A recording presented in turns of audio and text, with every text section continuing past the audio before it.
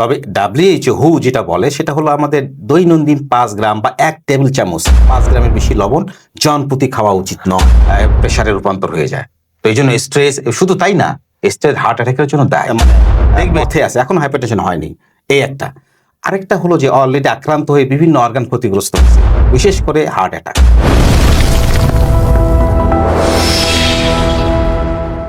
Please আমরা আবার অনুষ্ঠানে চলে যাব। আমরা জানতে চাই যে একটা বিষয় থেকে আসলে আমরা দেখি বিভিন্ন হসপিটালে বিভিন্ন জায়গায় লেখা আছে অতি উচ্চ রক্তচাপ, লবণের একটা বিষয় আছে, এবং গ্রামের মানুষ কিন্তু প্রচুর লবণ খায়, বা এখনো কিছু মানুষ আমরা দেখছি খেতে বসলে এই কাঁচা লবণ খাচ্ছে। প্লিজ এটা কতটা আসলে পজিটিভ আর নেগেটিভ? ধন্যবাদ। আচ্ছা, শরীরের ভিতর কিন্তু আমরা খাদ্যের মাধ্যমে নানান উপাদানগুলো শরীরে প্রবেশ করাই। তো তার ভেতরে গবেষণায় দেখা গেছে লবণটা শরীরে প্রবেশ করার নির্দিষ্ট মাত্রার বেশি যদি হয়ে যায়, কিডনি ওটাকে আর বের করতে পারে না। কিডনি বের করার লিমিট আছে, কিডনির বের করার লিমিট আছে। ও মানে ওর মেশিন বন্ধ হয়ে যাবে কিডনি। এটা পরের বিষয়। সে সাধারণ কিডনিগুলো একটা নির্দিষ্ট তার ফিজিওলজি আছে, তার এতটুকু সে লবণ বের করতে পারে। তার চেয়ে বেশি যদি লবণ খান, শরীরে লবণ জমে যাবে। আর লবণ হলো পানি ধরে রাখে। তো লবণ যখন পানি ধরে রাখবে তখন ব্লাডের ঘনত্ব এবং ব্লাডের পরিমাণ দুটোই বেড়ে যাবে। এটাই আপনার প্রেশারের জন্য। তার মানে কি সে অ্যাভয়েড করবে এটা? ডেফিনেটলি। মানে এর যে পার্সেন্টেজ দিয়ে আপনাকে এটা কত বলবেন? 100? না, এটা হলো কন্ট্রিবিউট, এটা গুরুত্বপূর্ণ ফ্যাক্টর। ওরে বাপ রে বাপ, এটা গুরুত্বপূর্ণ ফ্যাক্টর। লবণ যদি আমরা আগে থেকেই কন্ট্রোল রাখতে পারি। একটা কথা আছে, জেনেটিক্যালি একটা ফ্যাক্টর আছে। কারো কিডনি জেনেটিক্যালি দেখবেন যে 5 গ্রাম লবণ সহ্য করতে পারে ডেইলি। আচ্ছা। কারো দেখবেন যে আপনার 10 গ্রাম 20 গ্রাম লবণ সহ্য করতে পারে। এটার কোনো রেঞ্জ নাই, মানে এটা রেঞ্জ নাই, এটা পার্সন টু পার্সন ভেরি করে। এটা একটা বংশগত বিষয়, তো এটা ভেরি করতে পারে। তবে WHO যেটা বলে সেটা হলো আমাদের দৈনন্দিন 5 গ্রাম বা 1 টেবিল চামচ 5 গ্রামের বেশি লবণ জন প্রতি খাওয়া উচিত নয়, তার নিচে। আশা করছি আসলে আমার দর্শকরা অনেক উপকৃত হবে। আরেকটা বিষয় আছে, প্রবাদ যেটা আসলে স্ট্রেস, এটার ঘাতক, এই জায়গা থেকে কিছু বলতেন? স্ট্রেস, হ্যাঁ, স্ট্রেস, কারেক্ট। হ্যাঁ, মানসিক চাপ আপনি তো জানেনই যে আমাদের শরীরের ভিতরে নার্ভাস সিস্টেম আছে, আচ্ছা, হরমোনাল সিস্টেম আছে। দুইটা সিস্টেম রক্তচাপ নিয়ন্ত্রণ করে। মেজর মানে এটা মানে কন্ট্রোলিং ফ্যাক্টর। এগুলো কিন্তু কোনো কারণে যদি মানে ডিস্টার্ব ফিল হয়ে যায়, স্ট্রেস, যেরকম মানসিক চাপ তৈরি হলে আমাদের শরীরে 2 ধরনের হরমোন সিস্টেম আছে, একটা সিম্প্যাথেটিক, একটা প্যারাসিম্প্যাথিক বলি আমরা। যারা একটু অ্যাডভান্স পড়াশোনা করেন তারা জেনে থাকবেন। তো স্ট্রেসগুলো করে কি, আমাদের শরীর হার্টের উপর অত্যাধিক চাপ তৈরি করে। আমাদের মানে বাইরে যে রক্তনালীগুলো আছে ওগুলোকে সরু করে ফেলে, যার কারণে রক্তচাপের পরিমাণটা বেড়ে যায়, হার্টকে অতিরিক্ত কাজ করতে হয়। পারসিস্ট যদি করে, লম্বা সময় যদি চলতে থাকে স্ট্রেস কন্ডিশনটা, তাহলে এক সময় এটা প্রেশারে রূপান্তর হয়ে যায়। তো এই জন্য স্ট্রেস, শুধু তাই না, স্ট্রেস হার্ট অ্যাটাকের জন্য দায়ী। দেখবেন, আমি একটা ছোট্ট ক্লু দিই আপনাদেরকে। মানে দেখবেন যে মানসিক কোনো কারণে অন্য কোনো রোগের ইতিহাস আপনি পাবেন না, আপনি গবেষণা করেন বা আপনি দেখেন, পাবেন না। একমাত্র ইমোশনের কারণে হার্ট অ্যাটাক হয়ে যায়, এটা কিন্তু প্রমাণিত। এটাকে আমরা টাকুটসুবো কার্ডিওমায়োপ্যাথি বলি, এবং মানুষ মারাও যায় এটাতে। হার্ট অ্যাটাক হয়ে, হার্ট ফেলিয়ার হয়ে মানুষ মারা যায় জাস্ট স্ট্রেসের কারণে, যদি বা তার কোনো রোগ নেই। এটা কিন্তু প্রমাণিত। এটা আপনি এখন সার্চ দেন ইউটিউবে টাকুটসুবো কার্ডিওমায়োপ্যাথি কি জিনিস, আপনি পেয়ে যাবেন এটা। সুতরাং স্ট্রেস মানে হলো হার্টের জন্য একটা মানে মারাত্মক একটা ঝুঁকি তৈরি করে। কতটা তাহলে এই জন্য হাসি খুশি থাকবেন। আমরা বলি যত বেশি হাসি খুশি থাকবেন আপনার হার্ট ভালো থাকবে। হাসি খুশি থাকার চেষ্টা করবেন, প্রাণ খুলে হাসুন। অল্প সময় হলে অনেক ব্যস্ত আসলে আমাদের আজকের অতিথি, কারণ তার ব্যস্ততার মাঝে আমাদের সময় দিয়েছে। আমরা অনুষ্ঠান শেষ করে ফেলবো, আমরা আরো অনেক প্রোগ্রাম করব। তার যে সাবজেক্ট আছে কার্ডিওলজিস্ট মেডিসিন নিয়ে, আমরা বিভিন্ন আসলে সময়ে তাকে আমরা ইনশাল্লাহ পাবো আশা করছি। আমরা অনুষ্ঠান শেষের পর্যায়ে চলে আসছি। আসলে যারা আক্রান্ত হয়নি আর যারা আক্রান্ত হয়েছে, প্লিজ লাস্টলি যদি একটু বলতেন, যারা আক্রান্ত হয়েছে তাদের জন্য আসলে লাইফ স্টাইলটা কেমন হওয়া উচিত, এখন যারা এখন আক্রান্ত হয়নি তারা কিভাবে আসলে এটাকে না হওয়ার রান করতে পারে? হ্যাঁ, গুড। যদি যারা এখনো আক্রান্ত হয় নাই, তারা কিন্তু চাইলেই এটাকে সারা জীবন ঠিকই রাখতে পারবেন। Very good. আর যারা অলরেডি আক্রান্ত হয়ে গেছেন, তারাও চাইলে এটাকে নিয়ন্ত্রণ রাখতে পারবেন। এবং আপনি জানেন যে প্রেশার বা উচ্চ রক্তচাপ এটা মেজর 5টা অর্গানকে খুব ক্ষতি করে থাকে। প্রথমটা হলো heart attack, coronary heart disease, heart failure, এগুলো একটা বলি। আরেকটা হলো কিডনি ফেইলিওর, কিডনি নষ্ট হয়ে যায়। হার্টের কারণে কিডনি চলে যাবে? নো, প্রেশারের কারণে। প্রেশার, সরি, আমরা টার্গেট অর্গান ড্যামেজ বলে থাকি, অথবা হাইপারটেনশন মেডিয়েটেড অর্গান ড্যামেজ বলে থাকি। প্রেশার 5টা অর্গানকে সরাসরি আক্রান্ত করে, মানে ডাইরেক্ট হিট করে ফেলবে Direct hit করে ফেলে। 5টা অঙ্গকে। 5টা অঙ্গকে, একটা হলো হার্ট, Heart, একটা হলো কিডনি, kidney, একটা হলো ব্রেইন, brain, একটা হলো চক্ষু, তার মানে ওরে চক্ষু। হ্যাঁ, আরেকটা হলো আপনার হাত পায়ের রক্তনালী। আহা, আচ্ছা আচ্ছা, তার মানে তাকে একদম অচল করে দিয়ে ফেলবে। এই যে যেরকম স্ট্রোক হতে পারে, হেমোরেজিক স্ট্রোক বলে থেকে আপনার রক্তক্ষরণ, স্ট্রোক হয়, হ্যাঁ, বিভিন্ন ধরনের স্ট্রোক হতে পারে, হ্যাঁ, তার দৃষ্টিশক্তি নষ্ট হয়ে যেতে পারে, রেটিনোপ্যাথি হয়, আর চোখের দৃষ্টি নষ্ট হতে পারে এটা, এবং তার কিডনি নষ্ট হতে, বিকল হতে পারে, এই অনেক কিছু একটু মেজর আমরা এটা বলে থাকি আর কি।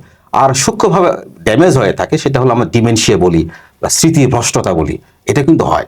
মানসিক স্মৃতিভ্রষ্টতা দ্রুত চলে আসে। সে দেখবেন যে খুব ভালো মানসিক পরিশ্রম করতে পারে, খুব ট্যালেন্ট ছিল, প্রেশার যদি আনকন্ট্রোল থাকে, তার এই ট্যালেন্সি, তার স্মৃতি, এগুলো সব ডিস্টার্ব হয়ে যায়, নষ্ট হতে থাকে এগুলো। যারা আক্রান্ত হয়নি, বাঁচার জন্য তারা এখন কি করবে? অবশ্যই লাইফস্টাইল এবং ডায়েট, এক্সারসাইজ, হাসি খুশি থাকবে। চমৎকার। সিম্পল 4টা কথা। এই যে এই এখন আমি যদি বলি একদম চেম্বার করছেন, একদম মানুষের সাথে মিশে গেছেন, আপনার অভিজ্ঞতা থেকে আসলে কি ধরনের পেশেন্ট গুলো এই রোগে আক্রান্ত হয়েছে আপনি পেয়েছেন? বিশেষ করে আপনি প্রান্তিক অঞ্চলের রোগীগুলো বেশি দেখেন, কিন্তু আবার হসপিটালে তো সব রোগী দেখেন। আপনার নিজের জায়গা থেকে আসলে এই অভিজ্ঞতাটা যদি একটু শেয়ার করতেন। জি, ধন্যবাদ। আমার কাছে যে সমস্ত রোগীগুলো আসে সাধারণত অর্গান ড্যামেজ নিয়েই আসে, যেমন তার মানে heart অনেক attack স্টেজ হয়ে গেছে, পরে শেষের দিকে আসে। তো প্রাইমারি কিন্তু আছে, অল্প কিছু মানুষ আছে সচেতন, যারা ভালো থাকতে চায়, যে আমি ভালো থাকতে চাই, হ্যাঁ, যেভাবেই হোক সে সচেতন, আচ্ছা। সচেতন, নিজে সচেতন, তার ফ্যামিলি সচেতন, সে পড়াশোনা করে এই বিষয়ে, নিজে ভালো থাকতে চায়, তারা একজন আসে, দেখি ডাক্তার সাহেব আমি বছরে একটা চেক আপ করি, আমার চেক আপটা করে দেন, কি অবস্থায় আছে। এই ধরনের কিছু রোগী আছে।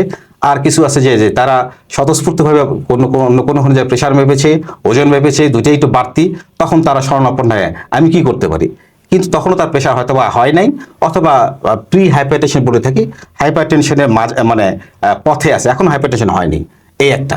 আরেকটা হলো যে অলরেডি আক্রান্ত হয়ে বিভিন্ন অর্গান ক্ষতিগ্রস্ত হয়েছে, বিশেষ করে হার্ট অ্যাটাক অথবা হার্ট ফেইলিওর অথবা স্ট্রোক, এরা তো যখন আসে তখন আমাদের প্রিভেন্টিভ মেজার্স আমরা দিই, একই সঙ্গে অনগোয়িং যে রোগের চিকিৎসাগুলো আছে এগুলো আমরা দিয়ে থাকি। তারা তখন আসলে সচেতন হয়ে যায়, তারা অধিকাংশ ক্ষেত্রেই ভালো থাকে, এবং তাদের যখন ডিভাইস, আমি প্রত্যেক রোগীকে বলি, আপনি একটা ওজন মাপার মেশিন কিনবেন বাসায়। বাসায়, আপনি মানে একদিন ডেইলি না হলেও সপ্তাহে একদিন হলেও ওজনটা মাপবেন, আপনার উচ্চতা অনুপাতে ওজন কতটুকু এটাকে একটু টার্গেট করুন প্লিজ। এবং আপনার ঘুম, স্ক্রিন টাইম, ঘুম, আমি সবার আগে ঘুমের দিকে খুব আমি গুরুত্ব দিই। আধুনিক বিজ্ঞান এটা ঘুমকে খুব গুরুত্ব দেয়। ঘুমকে একসময় মানুষ মনে করতো না যে না এটা এমন কিছু না, এখন কিন্তু কোয়ালিটি ঘুম, হেলদি স্লিপ, এটার প্রতি খুব গুরুত্ব দিচ্ছে। আপনি দেখবেন ওয়ার্ল্ড, ইয়েস, যেরকম আবাসিক এলাকা, শব্দ দূষণ, লাইট, মানে আপনার লাইট পলিউশন, এগুলোর ব্যাপার সচেতন, তার অকারণে বাতি জ্বালাবে না, তারা অকারণে সাউন্ড করবে না। এটা গভর্নমেন্ট ভাবে তারা সচেতন। হ্যাঁ, যেরকম ব্যাঙ্গালোরে আমার ছোট ভাই ছিল শাহজালাল সোহেল, চিনেন? জি, অবশ্যই। সেই দল ব্যাঙ্গালোরে ছিল, সে ছিল 2001 থেকে 2003 পর্যন্ত।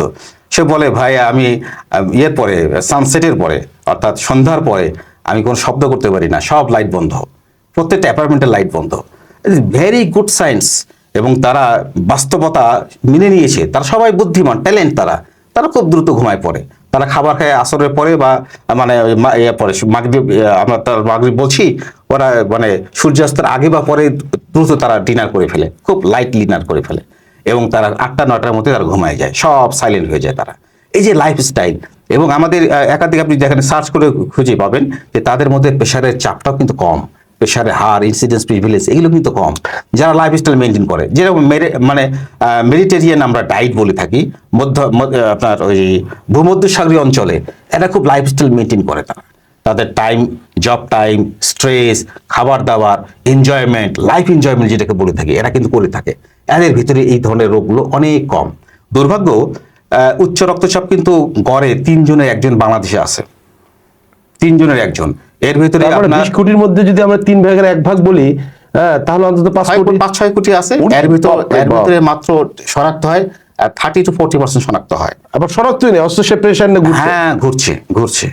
হ্যাঁ, আরেকটা হলো যারা শনাক্ত হয় এর আবার 50% ট্রিটমেন্ট নেয়, আর বাকিটা মানে গাই করছে না, অবহেলা করে। আর যারা চিকিৎসা নেয় তাদের ভিতরে আপনার 1/3 মানে টার্গেটেড ব্লাড প্রেশার থাকে বা কন্ট্রোলে থাকে, আর বাকিদের কন্ট্রোল থাকে না। দেখা গেল আজকে আমার একটা পেশেন্ট এসছে, 1.5 বছর পরে এসছে, একটা জটিলতা নিয়ে আসছে, বলে কেন এতদিন ভালো ছিলাম। কিন্তু নিয়মটা হলো WHO বলে আপনি 3 মাস পর পর আপনার ফিজিশিয়ানের সঙ্গে সাক্ষাৎ করেন, দেখা করেন, প্রাইমারি ফিজিশিয়ান, নট স্পেশালিস্ট, তাদের সঙ্গে সাক্ষাৎ করেন, নিজে সচেতন থাকেন, দেখবেন যে আপনার কন্ট্রোলটা ভালো থাকবে। চমৎকার আসলে ডক্টর জয়নুল আবেদিন জুয়েল বাংলাদেশ উত্তর অঞ্চলে বলা যেতে পারে বৃহৎ মেডিকেল কলেজে যিনি দীর্ঘ সময় কার্ডিওলজিস্ট বিভাগে কাজ করেছেন, রংপুর মেডিকেল কলেজে, পাশাপাশি জেলা হসপিটালগুলোতে তিনি কাজ করেছেন। গোবিন্দগঞ্জের ছেলে, আমাদের গোবিন্দগঞ্জের আসলে বলা যেতে পারে প্রান্তিক মানুষের যিনি চিকিৎসা সেবা দিয়ে যাচ্ছেন। আসলে এই সেক্টরটা প্রিয় দর্শক এত একটা বৃহৎ সেক্টর, যেখানে প্রায় দেশের 1/3 মানুষই আক্রান্ত।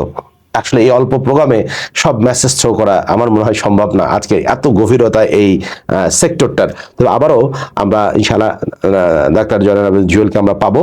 আমরা আবারও উচ্চ রক্তচাপ সহ তার যে সকল বিষয় আছে, বিশেষ করে আরো অন্যান্য যে বিষয়গুলো আছে, এগুলো আমরা সুস্বাস্থ্য বার্তায় আমরা আপনাদের জানানোর চেষ্টা করব। সে পর্যন্ত সবাই ভালো থাকবেন, সুস্থ থাকবেন। আল্লাহ তাআলার কাছে আমাদের প্রার্থনা, আমরা প্রার্থনা করবো আল্লাহ আমাদের সকলকে সুস্থ রাখুক, নিরাপদ রাখুক। আসসালামু আলাইকুম।